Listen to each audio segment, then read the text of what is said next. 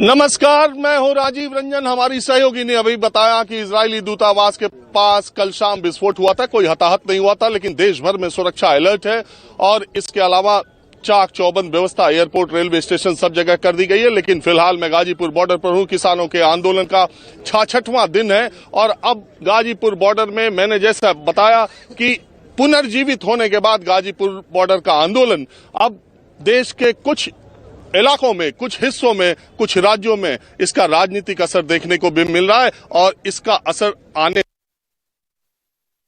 से पहले मैं आपको माहौल दिखाता हूं।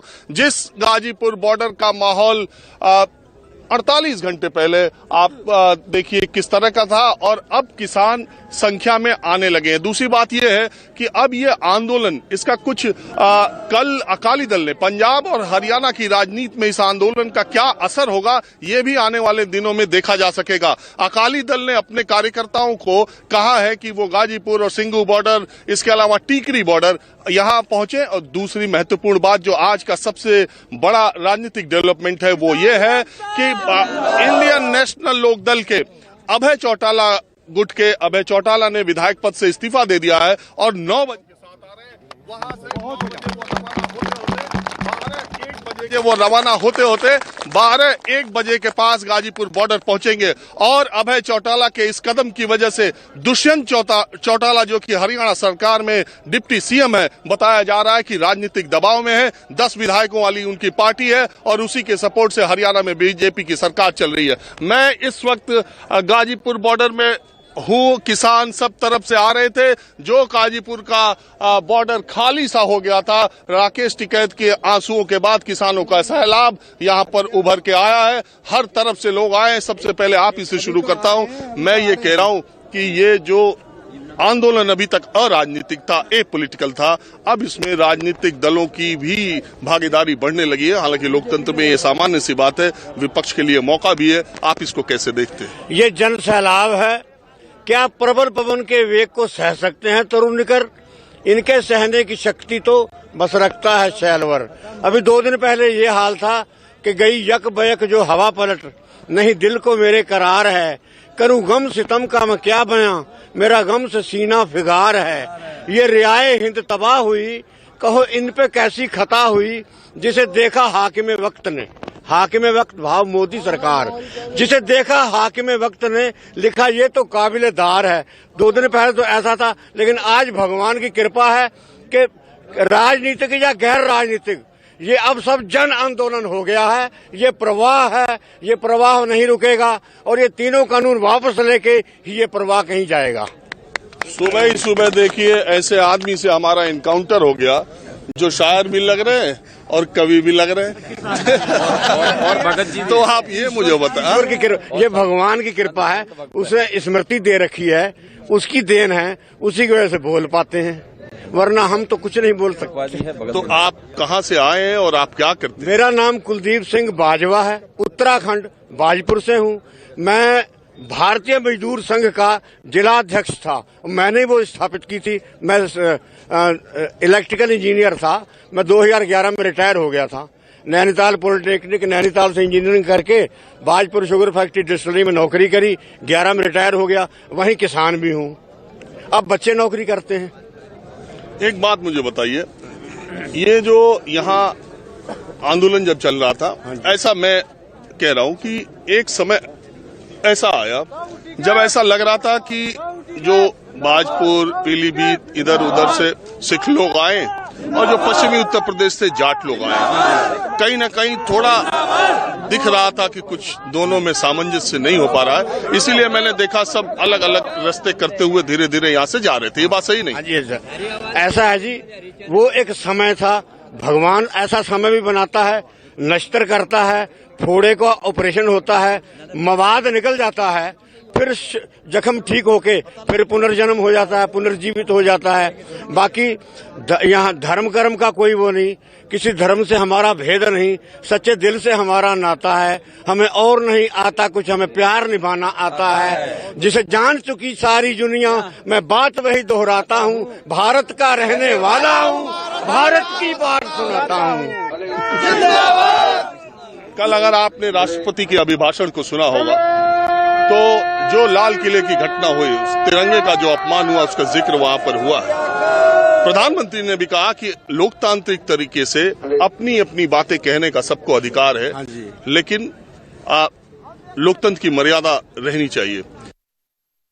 बड़ी जिम्मेदारी है। देखिए, अभी इजरायली दूतावास के पास जो घटना हुई है, इतनी बड़ी संख्या में लोग यहाँ पर आ रहे हैं। सुरक्षा घेरा लगा हुआ था, अब सुरक्षा घेरा यहाँ से हट भी गया है। तो आप लोगों पर भी जिम्मेदारी है कि जिस तरह की घटनाएं फिर पुनरावृत्ति ना हो। हाँ जी, हमारा सभी से विनम्र निवेदन है अपने भाइयों से कि किसी ने जो कर लिया वो भुगतेगा अपने आप, और उनको सजा होनी चाहिए। मगर हम सबको तिरंगा हमारी शान है, हमारी जान है, उसका कहीं भी उसका कहीं भी अपमान नहीं होना चाहिए। तिरंगा होना चाहिए। हम भारत के हैं, भारत के थे, आर्यावर्त है या भारत हमारा देश है, हम भारतवासी हैं। आप जो है, मैं आपको दूसरी कि यहाँ पर जो आंदोलन किसानों का चल रहा है, उसका मैं बार बार कह रहा हूं कि अब इसका राजनीतिक असर आने वाले दिनों में क्या आसपास के राज्यों में देखा जा सकेगा। अब इसका फॉलोआउट उसी तरफ देखने की जरूरत है, क्योंकि सूत्रों के मुताबिक भारतीय जनता पार्टी के बहुत सारे नेता ये मानते हैं, अपना नाम न बताने की शर्त पर, कि परसों रात गाजीपुर में जिस तरह का पुलिस डिप्लॉयमेंट हुआ और राकेश टिकैत ने जिस तरह से उस पहले गिरफ्तारी की बात की, पहले सब कुछ ठीक चल रहा था, और उसके बाद की जो घटनाएं घटी, उसने इस आंदोलन को खास करके इस बॉर्डर पर पुनर्जीवित करने का काम किया है। जी, आप कब आए? हम कल रात आ लिए थे, सुबह 4 बजे आ लिए थे। हम छपरौली क्षेत्र का एक गांव पड़ता है गुजरों का। हमने जब ये हमारा विधायक प्रतिनिधि बन रहा, हम स्वागत करते हैं उसको, लेकिन उसने जो ये आंदोलन में दखल करने के अंदर गलती करी उसने, हम उसको बर्तरा करते हैं।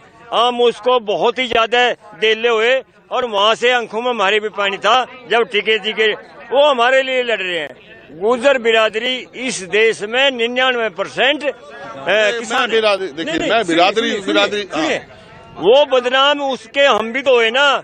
किसानों का आंदोलन, ये टिकैत जी बाबा जी किसानों के लिए लड़ रहे या किसी बिरादरी के लिए नहीं लड़ रहे। वो बदनाम उससे वो गुज्जर लग गया उनके पीछे, नंद किशोर गुज्जर, तो हमें दुख होया, हमारे लिए लड़ रहे। हमने क्या दुख है, वो किस दुख के लिए लड़ रहे। हमारा पेमेंट जो है ना, पिछले साल का रमाले मिल का या बसाने मिल का हमारा पेमेंट नहीं आया, मार्च अप्रैल का पेमेंट रह रहा। दूसरी बात यह है, एमएसपी लागू क्यों करवा रही। पेमेंट जो है वो 4 महीने पहले, फसल अक्टूबर में आती है, वो 4 महीने पहले डिक्लेयर होनी चाहिए। वो आज भी 0,0,0,0 हमारी पर्ची है। या क्या हमारे लिए अपघात नहीं है? क्या ये सरकार की गलती नहीं है? योगी सरकार ने आज तक भी बाहर नहीं खोला। क्या ये टिकैत जी गलत लड़ रहे? ये विधायक जी ने गलत किया, हम उसका स्वागत करते हैं, ऐसी बात नहीं है, लेकिन उन्हें ये कदम नहीं उठाना चाहिए था। हम उसकी ये गलती मान रहे हैं बहुत बड़ी। दूसरी बात यह है कि मुजफ्फरनगर में, थोड़ा आप दूर रहे, मुजफ्फरनगर में एक किसानों की महापंचायत हुई जीआईसी इंटर कॉलेज में। जो लोग जाट राजनीति को जानते हैं, जो लोग मुजफ्फरनगर की राजनीति को जानते हैं, वो ये अच्छी तरह से जानते हैं कि 1980 के दशक में और 90 के दशक में बड़े किसान नेता महेंद्र सिंह टिकैत ने इस इलाके के किसानों को लामबंद करके एक बहुत मजबूत पकड़ किसान आंदोलन पर बनाई थी, और बहुत सारी तत्कालीन सरकारों को, चाहे वो किस भी पार्टी की रही हो, तत्कालीन सरकारों पर उन्होंने बहुत दबाव बनाने का काम किया था।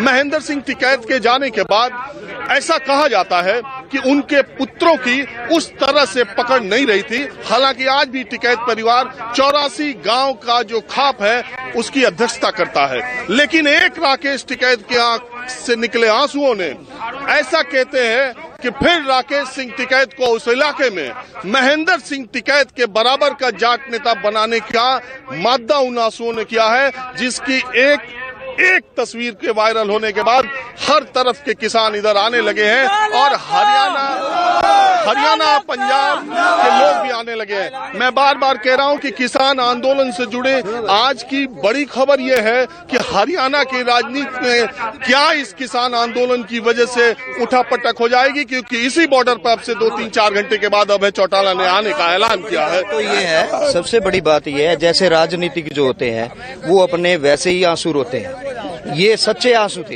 ये किसानों के हित के लिए आंसू थे। उन्होंने अपने जो भी आंसू रोए हैं वो सच्चे दिल के लिए रोए हैं। ये चीजें महत्व रखती हैं। एक जो राजनीतिक होते हैं अभी मंच पे खड़े होके वैसे ही आंसू रोने लग जाते हैं, वो चीज ये चीज नहीं थी।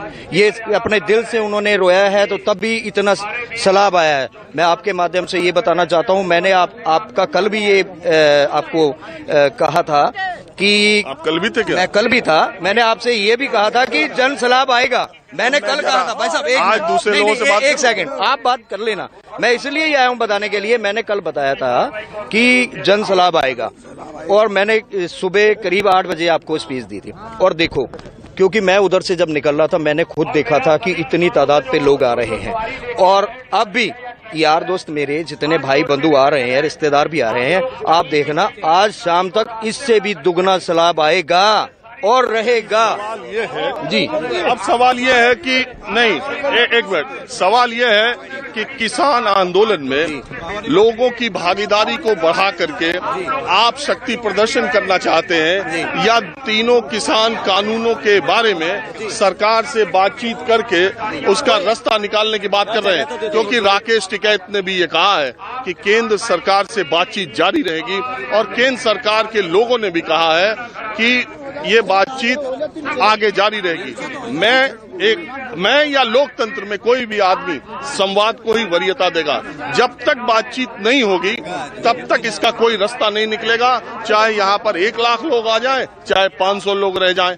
इसका रास्ता बातचीत से निकलेगा। वो कैसे निकलेगा, दोनों पक्षों को, और कम से कम 1 मिनट, ये प्रोग्राम लाइव है। जितना आप हम पर गिरे जा रहे हैं उतना ही कार्यक्रम करना बहुत मुश्किल है, तो जरा जगह बनाए। मैं आप लोगों से बात क्या बोल रहे हो? पीछे को बोलो ये बिछा में यहाँ गद्दे स्टेज के ना के ये गद्दे बिछा में मगर पीछे को बोलो इंगे। अभी गद्दे बिछा के क्या करोगे? अभी तो सुबह सुबह का टाइम है। वही उदय भी काम चालू होगा जब पूरा पट्टेगा। क्या काम होगा? ये हम जो कुछ भी ये कार्रवाई करेंगे, रणनीति बनाएंगे, जो कुछ भी। क्या रणनीति बनाओगे?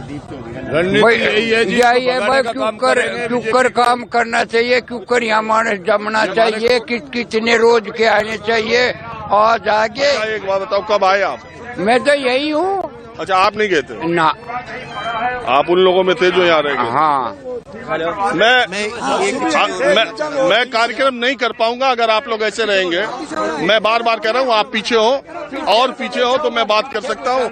मैं गाजीपुर का माहौल क्या आपको दिखा रहा हूँ। देखिए, किसानों में, चूंकि आपको ये भी बात है कि ये आंदोलन जिस तरीके से चल रहा है, आम लोग जैसे आ रहे हैं। मैं आपको अब वो स्टेज का इलाका दिखाता हूँ। देखिए, यहाँ पर अब शुरुआत होने लगी है मंच की। जिस मंच का माइक करीब 24-25 घंटे तक बंद रहा, वो अब सुबह होते ही शुरू हो जाता है।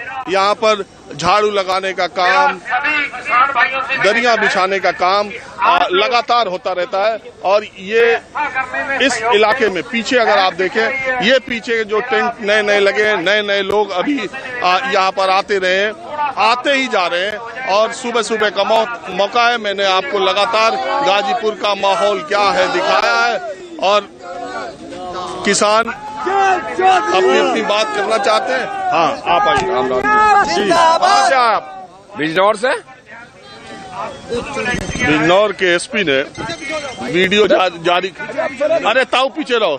बिजनौर के एसपी ने वीडियो जारी करके कहा था कि भाई धारा 144 लागू है, सीमाएं सील है, आप बाहर जा नहीं सकते, गाजीपुर जाना नहीं, और कोविड नियमों का भी पालन करो। कैसे चले आए? धारा 144 पे बाबा टिकैत बहुत दिनों पहले 288 लगा गए थे। 288 लगा गए थे धारा 144 पे। बाबा टिकैत दे गए हमें वो धारा। तो जहां ये 144 लगाते हैं हम 288 लागू करते हैं। हमें रोका गया, गढ़ टोल प्लाजा है ब्रज घाट पे हमें भी रोका गया। पुलिस वालों का कहना था भाई हमारे पास, अरे सुनो भाई, पुलिस वालों का कहना था कि हमारे पास आदेश हैं तुम्हें रोकने के। हमने कहा वो आदेश हमें दिखा दो, और दूसरी बात इन आदेशों को हम मानते नहीं। हमारा आदेश अब अपना चलेगा, तुमसे जो वो कर लो। अच्छा सुनो, आप एक बात बताओ, बहुत सारे लोग कह रहे हैं कि इस आंदोलन में अब ये जो आ रहा है, ये जो भीड़ आ रही है, ये जो लोग आ रहे हैं ना, वो एक भावनात्मक ज्वार में आ रहे हैं। राकेश टिकैत ने रो दिया, वो किसान नेता हैं, बहुत लोगों का बाबा टिकैत से एक लगाव सा है, उनको लगा कि हमारा बेटा रो रहा है, उसको साथ देने के लिए जाना चाहिए। किसान है, कम पढ़े लिखे किसान है, उनको इस कानूनों के बारे में सही से पता नहीं है और इसलिए वो विरोध कर रहे हैं। मैं बार बार कह रहा हूं कि सरकार के जो इरादे हैं, सरकार जिस तरीके से अपने आर्थिक सर्वेक्षण में सरकार ने कहा कि ये जो कृषि कानून है देश के 85% किसानों के लिए फायदेमंद है, तो ये बातें कम से कम कानून के बारे में आम लोगों को पता न हो, मैं ये आपसे पूछना चाह रहा हूं। ये अब जो है, पहले तो लोगों को पता नहीं था, लेकिन आंदोलन चलने के बाद हर व्यक्ति को, हर किसान को ये पता चल चुका है कि इस कानून में क्या है। लोग ये गुमराह करने का काम कर रहे हैं कि भूमि अधिग्रहण नहीं होगी, ये जो कॉन्ट्रैक्टर फार्मिंग है ये केवल फसल का है। इन्होंने फसल पे घुमाया आंदोलन के बाद। लेकिन मैंने भी गांव जाके मीटिंग करी, मैं भी तहसील अध्यक्ष हूँ भारतीय किसान यूनियन धामपुर का। नेता ही आए क्या इधर? नहीं, किसान पहले तो किसान ही थे, जब भी तो नेता बने, नेता नहीं है। जिससे मैं बात करूं, कोई कहे मैं जिलाध्यक्ष, कोई कहे मैं महामंत्री, कोई ब्लॉक का अध्यक्ष, कोई ये किसानों ने हमसे खुद ये बात कही कि भाई कॉन्ट्रैक्ट फार्मिंग। मैंने कहा कॉन्ट्रैक्ट फार्मिंग का मतलब बता दो तुम, कॉन्ट्रैक्ट फार्मिंग का मतलब क्या है? कहीं उसमें किसान की फसल का जिक्र है क्या? तो वो माने सब लोग, क्योंकि कुछ लोगों को जो अंधभक्त हैं बीजेपी के षड्यंत्रकारी लोग। नहीं सुनो, 1950 में एक वो था जी, ये वस्तु अधिनियम लागू करे था। कब? 1950 में 1950 में ये लागू करे था कि जो है ये 4 चीज, चावल, चीनी और ये जो है गेहूं, इनका ये प्याज, इनका स्टॉक नहीं लगा पाएंगे। लेकिन अब जो है नए कानून में ये कर दिया कि कोई भी स्टॉक लगा सके। और स्टॉक कौन लगाओगा? स्टॉक वे लोग लगाओगे जिनके पास पैसा है। देखिए ये भी, मैं बार बार, ये भी गलतफहमी, ये गलतफहमी कुछ लोगों को है, ऐसे तो हो नहीं पाएगा। कुछ गलतफहमी, एक मिनट आप रुको,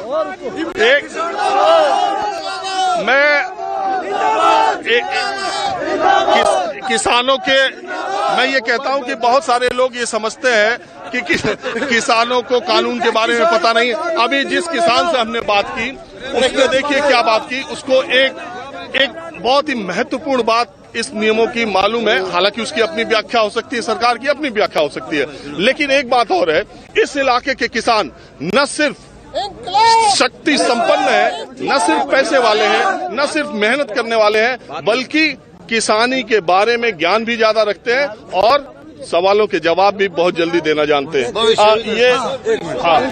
आप एक चीज समझ लिए, आपके चैनल पर संदीप चौधरी को, अरे हमारे चैनल की बात छोड़ो, हम बात करने आए दूसरी चीज। संदीप चौधरी बहुत अच्छा बंद कर दिया। मैं कह रहा हूँ आप बात करो कृषि कानून की, हमारे चैनल की, हमारे कार्यक्रम के। घर में देख लिया?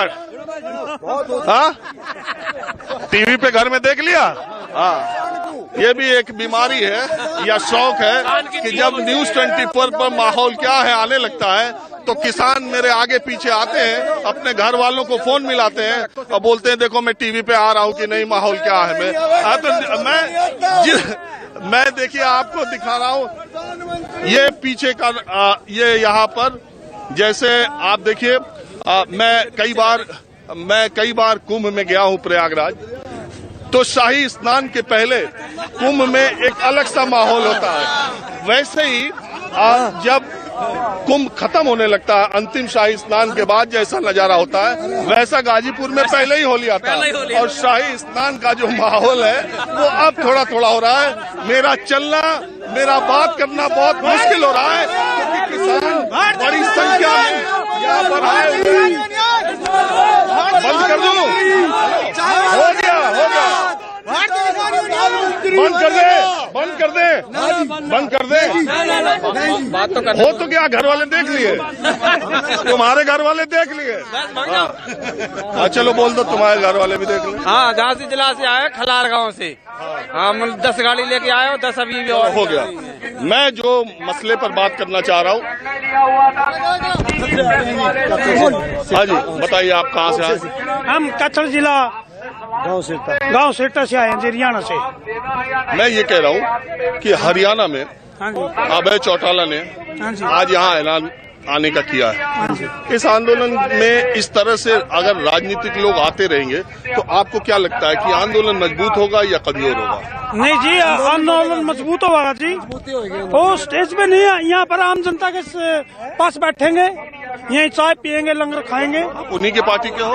नहीं जी, हम तो किसान हैं। हम किसान हैं जी, पार्टी के नहीं है उनकी के। तो और आपको क्या लगता है कि इससे कुछ हरियाणा की राजनीति में असर पड़ेगा? इसकी हरियाणा की राजनीति में बहुत ज्यादा असर पड़ा है जी। हाँ? वैसे तो जी एक MLA से कोई फर्क भी नहीं पड़ता, बाकी असर पड़ेगा जी।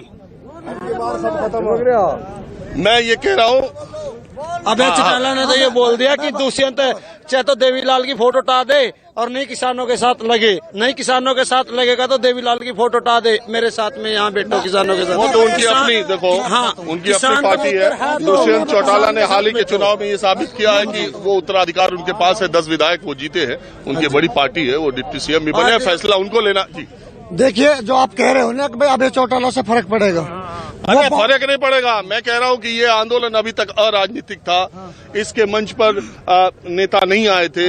अब धीरे धीरे इसमें नेता लोग की एंट्री हो रही है। जयंत चौधरी आए थे और इसके अलावा तमाम पार्टियों ने आपको समर्थन दिया है, तमाम जगह जगह आ रहे हैं। आज उन्होंने अकेले विधायक थे, उन्होंने इस्तीफा दिया और इस्तीफा देकर मैं यही बात आपको बताना चाह रहा हूँ। इन सारी चीजों का जिम्मेदार, इस सारी चीजों की जिम्मेदार भारत सरकार है, क्योंकि 66 दिन से आज तक कोई भी विपक्ष का राजनीतिक दल कोई मंचों पर नहीं आया था। अब ये मौका दे रही है सरकार, विपक्ष भी आए। और मैं आपको एक बात और बता देना चाहता हूँ, माफी चाहता हूँ मैं, ये जो बम ब्लास्ट हुआ है नहीं सुनो, फालतू की बातों के लिए मैं आपकी बात की सहमत नहीं कर सकता। फालतू की बातों की मैं सरकार हमारी कमजोरी समझ चाह रही है। जब किसान 26 जनवरी बना के अपने घर गया, अपने सुरक्षित बना के, तो उसको किसान कम रह गया जब यहाँ पे, तो उसकी कमजोरी देखी हमारे किसानों की। हमारे टिकैत साहब को उन्हें उठाने का वो किया, उन्होंने कमजोरी समझी किसान की। जब तो आपके चैनल को सबको हमने किसानों को देखा, सुनिए, जब देखा आप एक बात सुनिए, आप ये बात कहते हैं तो मैं ये कहता हूँ कि कोई भी सरकार एक कानून, अगर जिस भी सरकार को लगातार 2 बार 300 से ज्यादा सांसद मिलेंगे, वो सरकार अपने विवेक से और इस देश की जनता के लिए, जिस भी सरकार को 300 से ज्यादा MP मिलेंगे, वो सरकार देश की जनता के लिए अगर खुद अपनी पॉलिसी बनाती है, अपनी नीति बनाती है, वो इसका हक उसे आपने दिया है, हमने दिया है, देश ने दिया है। पहली बात। दूसरी बात, कोई कानून बनाया गया किसानों के लिए, देश की सबसे बड़ी आबादी किसानों की है, कोई कानून बनाया गया है। इस बात से मैं 100% सहमत हूं कि जो 10-12 चरण की बातचीत अब हो रही है, अगर ये कानून बनाने के पहले की गई होती तो शायद ये स्थिति नहीं आती। सरकार ने ये जल्दी क्यों की, ये अपने आप में एक बड़ा सवाल है। क्योंकि अगर आप 3 महीने में 12 बार किसान नेताओं से बात कर रहे हो तो कानून बनाने से पहले भी बात कर सकते थे और किसान नेताओं को उसी टेबल पर बैठा के कह सकते थे कि देश के किसानों के लिए कानून लागू हो रहा है, इसमें सबकी सहमति है, सारी पार्टियों को, सारे नेताओं को। वो अपनी अलग बात है, लेकिन जो पीछे हो गया वो हो गया। अब कानून बना हुआ है, आपसे सरकार 10 से 12 बार बातचीत कर रही है। आप बातचीत की टेबल पर जा करके थोड़ा एक कदम पीछे एक कदम आगे रह के ही इसका रास्ता निकलेगा। ऐसे आंदोलनों को करते रहने से दबाव और इसमें जो 26 जनवरी की घटना घटी वो भी आप लोगों ने देखी, जिससे कि आंदोलन कितना कमजोर हुआ, इसकी छवि को कितना नुकसान पहुंचा। चाहे वो उपद्रवी थे, चाहे वो किसान थे, चाहे जो भी दोषी था, देश उससे संसार हुआ। नहीं जी, किसान नहीं थे। जो उपद्रव हुआ उसको सर आप किसान नहीं बोल सकते, ना किसी वो धर्म के बंदे बोल सकते हैं, ना उनको आप सिख बोल सकते हैं, ना हिंदू बोल सकते हैं, ना मुस्लिम बोल सकते हैं। वो किसी भी धर्म के लोग नहीं है जो इस तरीके से तो देश की शान के खिलाफ अगर कोई भी बात करता है, हमारे तिरंगे के खिलाफ, वो इंसान नहीं है, ना वो किसी बिरादरी का नहीं है, मैं तो ये समझता हूँ। और दूसरी बात सर मैं आपको ये बोलना चाहता हूँ कि जितनी जथेबंदियां किसान की सारी, एक ने भी कहीं छोटी सी भी आवाज निकाली हो कि हाँ भाई हम इसकी फेवर करते हैं, जो हुआ अच्छा हुआ, तब तो आप इस आंदोलन को दोष दीजिए, इन बंदों को दोष दीजिए कि ये जी खालिस्तानी हैं, ये लोग देशद्रोही हैं, फिर आप उनके ऊपर जो टैग लगाना लगाइए। जब आपको पता है कि सारी जथेबंदी एकजुट होके यही आवाज निकाल रही है कि जो वो कांड किया वो सबसे गंदा कांड है, उसकी जितनी भर्त्सना की जाए उतनी कम है, तो फिर आप इस दोषियों इनको किस तरीके से आप इनके ऊपर एफआईआर लॉन्च कर रहे हैं, किस तरीके से इनको अरेस्ट करने की कोशिश कर रहे हैं। जो बिल्कुल बेगुनाह है उनके ऊपर आप टैग लगाए जा रहे हैं, जो वाकई में जिन्होंने क्राइम किया, जिसके अगेंस्ट में पूरा जत्था भी खड़ा हुआ है, उनको आप पकड़ नहीं रहे। तो मेरा कहने का मतलब ये झूठ जो है वो सारी दुनिया को पता चल रहा है और हर किसी को, छोटे छोटे बच्चे को वो भी जानकार हो रहा है इस बात का कि सरकार किस बात को जो है सामने ला रही है और किस तरीके से इनको बदनाम करके, जिस तरीके से आप देख रहे थे कि इन्होंने जो कल परसों जो कांड हुआ कि सारा को खाली कराने की कोशिश की और सारी फोर्स लगा दी। कुछ बोलना चाह रहे हो, बड़ी देर से धक्का मुक्की कर रहे हो। तो मैं बोल रहा अब भी भलाई है सरकार की, अपने तीनों कानूनों को वापसी ले लो और एमएसटी को जो कानूनी जामा पहना दो, समझो इसी में भलाई है। और 100 बातों की एक बात है, तो ये तो होता दिख नहीं रहा, सरकार ऐसी मूड में तो दिख नहीं रही। ये तो करना पड़ेगा सरकार को, ये तो करना पड़ेगा, ये तो आज या कल ये तो करना मानना पड़ेगा। तो किसानों के खिलाफ है। अब कार्यक्रम समाप्त करने का समय आ गया। आप लोगों ने सहयोग किया, मैं बोल पाया, आप भी बोल पाए, इसके लिए बहुत बहुत शुक्रिया। कल फिर गाजीपुर बॉर्डर से माहौल क्या लेकर मैं हाजिर होऊंगा। अभी के लिए बस इतना ही। नमस्कार, मैं हूं मानक गुप्ता। अगर आपको हमारा ये वीडियो पसंद आया हो तो इसे लाइक और शेयर जरूर करें और हाँ, हमें सब्सक्राइब और फॉलो करना ना भूलें ताकि आप देश और दुनिया की कोई खबर मिस ना करें। तो जुड़े रहिए हमारे साथ और देखते रहिए न्यूज़ 24।